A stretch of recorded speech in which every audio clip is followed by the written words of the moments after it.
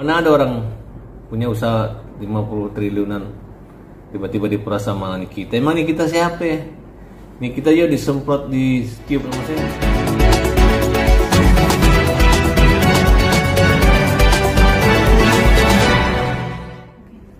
Ya, Nikita Mirzani tersangka. Harusnya mediasi atau restoratif justice. Karena kalau pemerasan kenapa nggak dari dulu dilaporkan?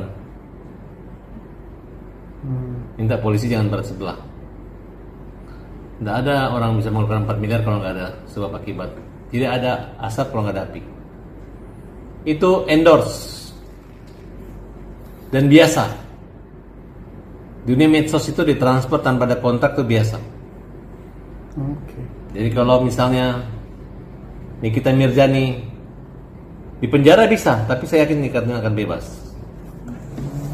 Dan segera polisi tekan aja. Kenapa ditakut-takutin? Periksa apakah obat skincare itu mengandung racun yang bisa membahayakan. Karena ada beberapa yang disidik polisi. Kalau itu memang benar, ya tangkap dua-dua. Jadi jangan berpihak pada yang banyak uang, tapi berpihak pada yang tengah. Walaupun Nikita ada salah, ya tinggal buat perdata aja. Karena Nikita kan jelas ada rumahnya. Tinggal digugat, kembalikan uang. Tapi kalau Nikita pernah mengatakan itu barang bagus, kan awalnya kan karena kritik nilai penjualan 50M turun ke 5M kan.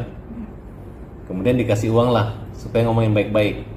Naik lagi kan, untung kan. Jadi 5 miliar dibanding daripada 50 omset masih untung 5. Itu kan dianggapnya biaya iklan. Dan bisa kita buktikan bahwa Nikita adalah endorsement. Yang dimana itu biasa. Jangankan 5 miliar, 20-30% atau bagi hasil itu biasa. Dan itu bisnis daripada media sosial dan TikTokers maupun Instagram. Iya, wajar aja. Kecuali bisnisnya jual bakso, omsetnya 1 bulan 50 juta, dimintain 4 miliar, boleh. Ini triliun. Jadi wajar gitu. Justru orang udah membayar, bilang diperas, itu namanya kurang ajar.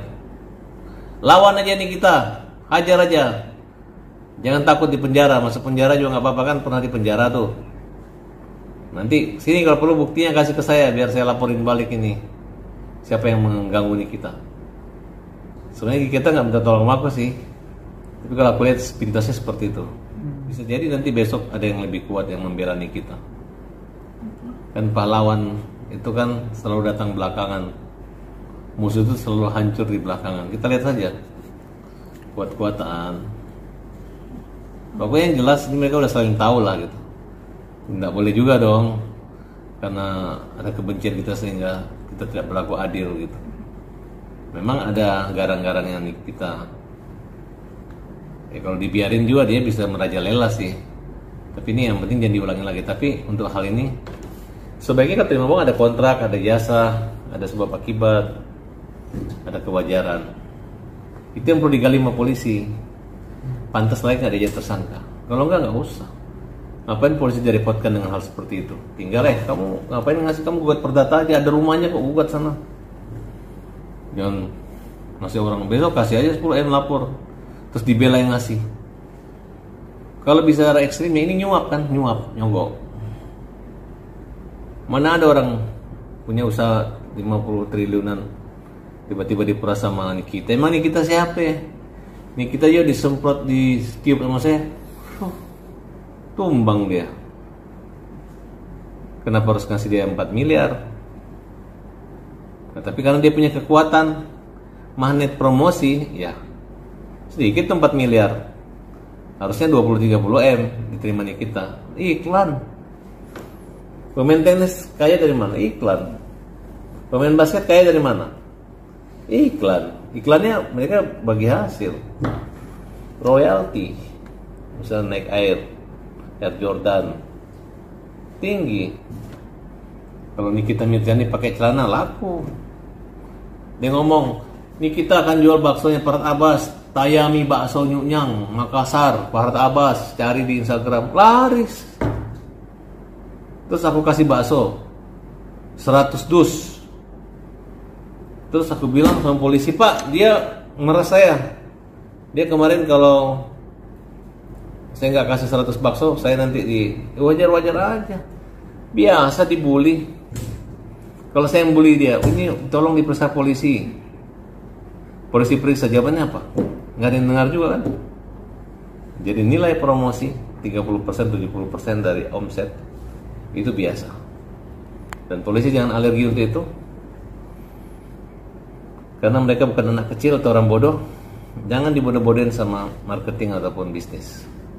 Karena bagi polisi mungkin bisa memenjarakan, tapi bagi orang ini dia kembali lagi uangnya 4 miliar, dia untung, mungkin ada kejahatan yang tertutupi.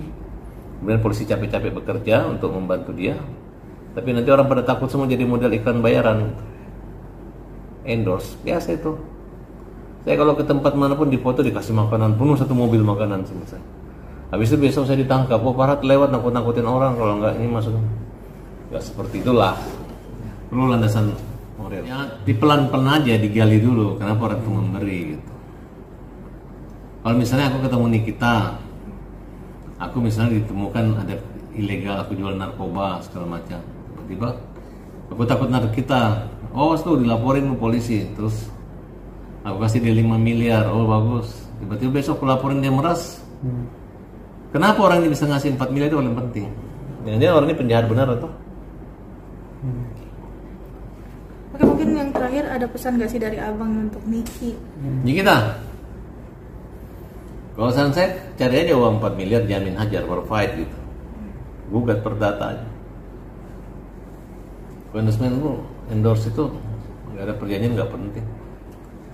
Lu masukin uang ya sudah sah, kecuali uang korupsi. Ya itulah. Kalau semua iklan nilai jual gua untuk diam, untuk tidak memprotes lu itu mahal, ya itulah namanya iklan. Sekarang lu pikir aja iklan di TV ratusan juta, miliaran. Terus berarti televisi memeras tuh. Daripada dia dimasukin saingannya, kan dia kan iklan tuh ada. Saya tidak boleh mengiklankan perusahaan rokok yang sama, dibayar mahal gitu. Jadi Nikita itu dapat iklan. Kalau masalah 4 miliar dibilang meras ya, kalau nakut-nakutin wajar lah. Lalu kalau nggak masuk TV nggak laku. Semua orang nonton sinetron kita gini-gini itu biasa. Itu nggak? Kemungkinan ditahan. Kemungkinan. Tapi kasihan lah. Pelan-pelan dulu. Biarkan dulu dia menikmati. Kalau dia korban, jangan terlalu buru-buru. Santai. Santai aja.